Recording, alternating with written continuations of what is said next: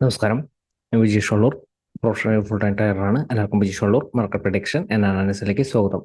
നമ്മൾ നോക്കാൻ പോകുന്നത് നിഫ്റ്റി, ബാങ്ക് നിഫ്റ്റിയിൽ എന്തൊക്കെയാണ് സംഭവിച്ചിരിക്കുന്നത്, വരും ദിവസങ്ങളിലായാലും എന്തൊക്കെയാണ് സംഭവിക്കാൻ പോകുന്നത്, അങ്ങനെ വിദഗ്ധമായിട്ട് നമുക്ക് വരും ദിവസത്തെ ഒരു മാർക്കറ്റിൽ നമുക്ക് നിഫ്റ്റിനെ മാനേജ് ചെയ്യാം, ബാങ്ക് നിഫ്റ്റി മാനേജ് ചെയ്യാം. അതിന് മുൻപ് തന്നെയായിട്ട് നിഫ്റ്റിയുടെ ഈ ഒരു കറണ്ട് ട്രെൻഡ് ശ്രദ്ധിക്കുക. കറണ്ട് ട്രെൻഡ് എന്ന് പറയുന്നത് സ്റ്റിൽ ഒരു പോസിറ്റീവ് ട്രെൻഡ് തന്നെയാണ്. ഇത് ഇപ്പോഴും നെഗറ്റീവ് ആയിട്ടില്ല. ലോങ് ടൈമിലേക്കായാലും നിഫ്റ്റിയിലായാലും സ്ട്രോങ് സപ്പോർട്ട് വരുന്നത് 19,800 അടുത്താണ്. അപ്പോൾ 800 ഒരു ലെവലിന്റെ അടുത്താണ് ട്രെൻഡ് റിവേഴ്സിന്റെ ആയാലും ഒരു സാധ്യത പോലും കാണുന്നത്. ഇപ്പോഴത്തെ ഒരു കറണ്ട് ട്രെൻഡ് പോസിറ്റീവ് ആണ്. നല്ലൊരു സപ്പോർട്ടിൽ വരുമ്പോൾ റൈറ്റ് ബൈ ഓപ്പർച്യൂണിറ്റി യൂട്ടിലൈസ് ചെയ്യാവുന്നതാണ്. നല്ലൊരു സപ്പോർട്ട് ഏതൊക്കെയാണ്, റൈറ്റ് ആയിട്ടുള്ള ഒരു സപ്പോർട്ട് റെസിസ്റ്റൻസിൽ നിന്ന് മാത്രം ബൈ ഒരു ഓപ്പർച്യൂണിറ്റി യൂട്ടിലൈസ് ചെയ്യാം. അതുപോലെ തന്നെ സപ്പോർട്ട് ബ്രേക്ക് ചെയ്താൽ ഷോർട്ട് സെല്ലിന് കൂടുതൽ ഇമ്പോർട്ടൻ്റ് നൽകിയാലും ഇമ്പോർട്ടൻ്റ് ആയിട്ടുള്ള സപ്പോർട്ട് ലെവലുകൾ മനസ്സിലാക്കി വെക്കുക. ആ ഒരു ലെവലിൽ നിന്നായാലും നിഫ്റ്റി ബൗൺസ് ചെയ്യും. അപ്പൊ നിഫ്റ്റിയിൽ ഇന്നത്തെ ഒരു ഓപ്പണിംഗ് ശ്രദ്ധിക്കുക. ഇന്നത്തെ ഒരു ഓപ്പണിംഗിലായാലും നമ്മൾ നൽകിയിരിക്കുന്ന ഒരു സപ്പോർട്ട് ശ്രദ്ധിക്കുക, 19,945. ഈ ഒരു സപ്പോർട്ട് ഹോൾഡ് ചെയ്തുകൊണ്ടാണ്. അപ്പൊ പറഞ്ഞിരിക്കുന്ന ഒരു സപ്പോർട്ട് ലെവലിന്റെ ഒരു പവർ ശ്രദ്ധിക്കുക. 19,945 സപ്പോർട്ട് ഹോൾഡ് ചെയ്തുകൊണ്ടാണ് നിഫ്റ്റി നിലനിർത്തിയിരുന്നത്. അപ്പൊ നിഫ്റ്റിയിൽ ഇന്ന് വന്നിരിക്കുന്ന ലോ 19,944.10 ഇന്ന് വന്നിരിക്കുന്ന ഒരു ലോ. അപ്പൊ അതിന്റെ ഒരു താഴത്തേക്ക് പറഞ്ഞിരിക്കുന്ന ഒരു സപ്പോർട്ട് ലെവലിന്റെ ഒരു താഴത്തേക്ക് പോകാതെ നിഫ്റ്റി ആയാലും 19,970 റെസിസ്റ്റൻസ് ബ്രേക്ക് ചെയ്തു. അതിനുശേഷം 20,000 റെസിസ്റ്റൻസും ബ്രേക്ക് ചെയ്തു.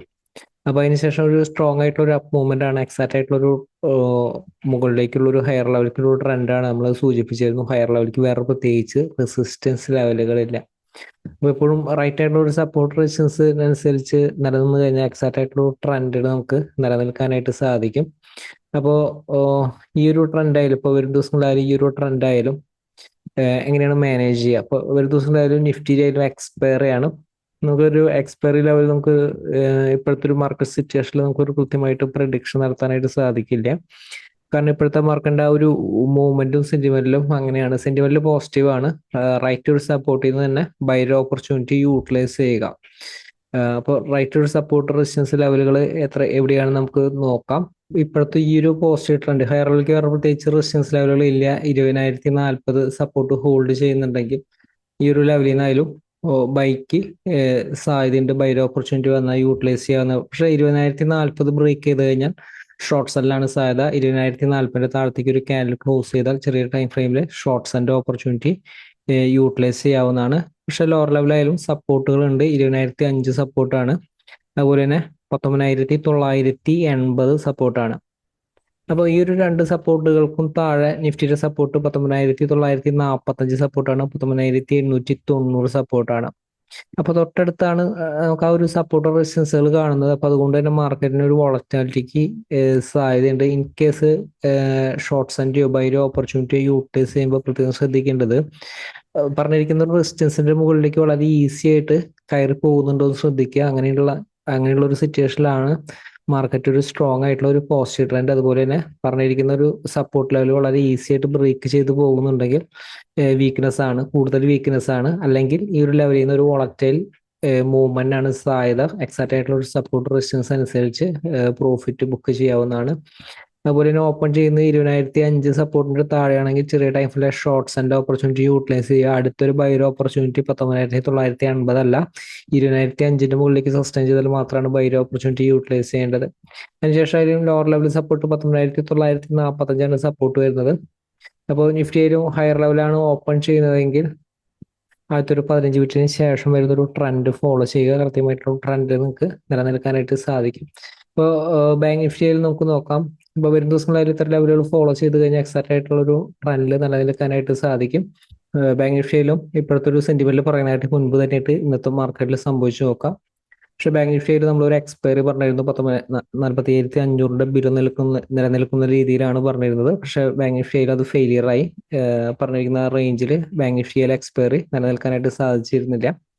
പ്രത്യേകം ശ്രദ്ധിക്കുക. ഇപ്പോൾ പറഞ്ഞിരിക്കുന്ന രീതിയിൽ ഇപ്പോൾ എക്സ്പയറി പ്രഡിക്ഷൻ നടത്തുമ്പോൾ ഒന്നെങ്കിൽ പറഞ്ഞിരിക്കുന്ന ആ ഒരു റേഞ്ച് ബ്രേക്ക് ചെയ്താൽ തന്നെ ഷോർട്ട്സിന്റെ പൊസിഷൻ എക്സിറ്റ് ചെയ്യുക, അല്ലെങ്കിൽ അടുത്ത റെസിസ്റ്റൻസ് ബ്രേക്ക് ചെയ്താൽ തന്നെ ഷോർട്ട്സിന്റെ ഒരു പൊസിഷൻ എക്സിറ്റ് ചെയ്യുക. എപ്പോഴും നമുക്ക് ആ ഒരു ഈ ഒരു സപ്പോർട്ട് റെസിസ്റ്റൻസ് അനുസരിച്ച് ട്രേഡ് ചെയ്യുന്ന പോലെ തന്നെയായാലും എക്സ്പയറി പ്രൊഡിക്ഷൻ ആയാലും ചെറിയൊരു റിസ്കിൽ മാനേജ് ചെയ്യാനായിട്ട് ശ്രദ്ധിക്കുക. കാരണം ഈ പറഞ്ഞിരിക്കുന്ന റെസിസ്റ്റൻസിന്റെ മുകളിലേക്ക് നിലനിന്ന് കഴിഞ്ഞാൽ ഉടനെ പൊസിഷൻ എക്സിറ്റ് ചെയ്യാനായിട്ട് ശ്രദ്ധിക്കുക. പക്ഷെ നമുക്ക് ഒരു ഓൾമോസ്റ്റ് എക്സ്പയറി ആയാലും നമ്മൾ പ്രൊഡിക്ഷൻ നടത്തി കഴിഞ്ഞാൽ എക്സാക്റ്റ് ആയിട്ട് വരാറുണ്ട്. പക്ഷെ ഇൻ കേസ് ഏതെങ്കിലും ഒരു എക്സ്പയറി ഫെയിലിയർ ആയിട്ടുണ്ടെങ്കിൽ നമുക്ക് വരാൻ പോകുന്ന ഒരു എക്സ്പയറി ആയാലും എക്സാക്റ്റ് ആയിട്ട് നമുക്കത് കിട്ടും.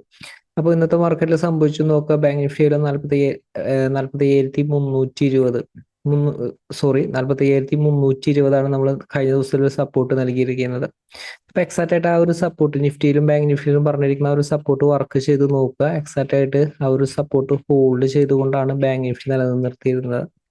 അപ്പോൾ ബാങ്ക് നിഫ്റ്റിയിലും തുടക്കത്തിൽ ഒരു ഷോർട്ട്സിന്റെ ഒരു ഓപ്പർച്യൂണിറ്റി വന്നിട്ടുണ്ടെങ്കിലും എക്സാക്റ്റ് ആയിട്ട് ആ ഒരു സപ്പോർട്ട് ലെവലിൽ തന്നെ ബാങ്ക് നിഫ്റ്റി അത് ബൗൺസ് ചെയ്തു. 47,620 നമ്മൾ റെസിസ്റ്റൻസ് നൽകിയിരുന്നത്. ഹയർ ലെവലാണ് നമ്മൾ റെസിസ്റ്റൻസ് നൽകിയിരിക്കുന്നത്. അപ്പോൾ 620 മുകളിലേക്ക് സസ്റ്റെയിൻ ചെയ്തതിന് ശേഷം ബാങ്ക് നിഫ്റ്റി ശ്രദ്ധിക്കുക, ഹയർ ലെവലിലേക്ക് വേറെ പ്രത്യേകിച്ച് റെസിസ്റ്റൻസ് ലെവൽ ഇല്ല എന്നാണ് നമ്മൾ സൂചിപ്പിച്ചിരുന്നത്. അപ്പോൾ ആ ഒരു ബ്രേക്ക് ചെയ്ത ഒരു ക്യാൻഡിൽ മാത്രം സ്റ്റോപ്പ് ലോസ് ഇട്ടുകൊണ്ട് ആ ഒരു ട്രേഡ് ഫോളോ ചെയ്ത് കഴിഞ്ഞാൽ മാർക്കറ്റിൽ എത്രത്തോളം വലിയൊരു മൂവ്മെന്റ് ക്യാച്ച് ചെയ്യാൻ സാധിക്കുമെന്ന് മനസ്സിലാക്കുക. അപ്പോൾ എപ്പോഴും ട്രേഡ് ചെയ്യുമ്പോൾ പറയുന്ന ഒരു ലെവലുകൾ അനുസരിച്ച് ട്രേഡ് ചെയ്യുമ്പോൾ ലഭിക്കുന്ന ഒരു ആക്യുറസി ശ്രദ്ധിക്കുക. അത് ഇൻ കേസ് ഫെയിലിയർ ആയാലും ഏറ്റവും ചെറിയൊരു റിസ്കിൽ മാത്രം ട്രേഡ് ചെയ്യാനായിട്ട് ശ്രമിക്കുക. ഇൻ കേസ് മാർക്കറ്റിന്റെ ആയാലും മൊമെന്റം വരുമ്പോഴായാലും വലിയൊരു മൂവ്മെന്റ് വരുമ്പോഴായാലും എക്സാക്റ്റ് ആയിട്ട് വർക്കൗട്ട് ചെയ്യും. എത്ര ചെറിയൊരു മൂവ്മെന്റിലായാലും നമുക്ക് ആ ഒരു പറഞ്ഞിരിക്കുന്ന ഒരു സപ്പോർട്ട് ലെവല് ഏതൊരു ചെറിയൊരു മൊമെന്റത്തിലായാലും അത് വർക്കൗട്ട് ചെയ്യും. പക്ഷെ എക്സാക്റ്റ് ആയിട്ട് മാനേജ് ചെയ്യണമെന്ന് മാത്രം. അപ്പോൾ വരുന്ന ദിവസങ്ങളിലായാലും നമുക്കൊരു ബാങ്ക് നിഫ്റ്റി നമുക്ക് എങ്ങനെയാണ് മാനേജ് ചെയ്യേണ്ടത്, ഏതാണ് സപ്പോർട്ട് റെസിസ്റ്റൻസ് ലെവൽ നമുക്ക് നോക്കാം.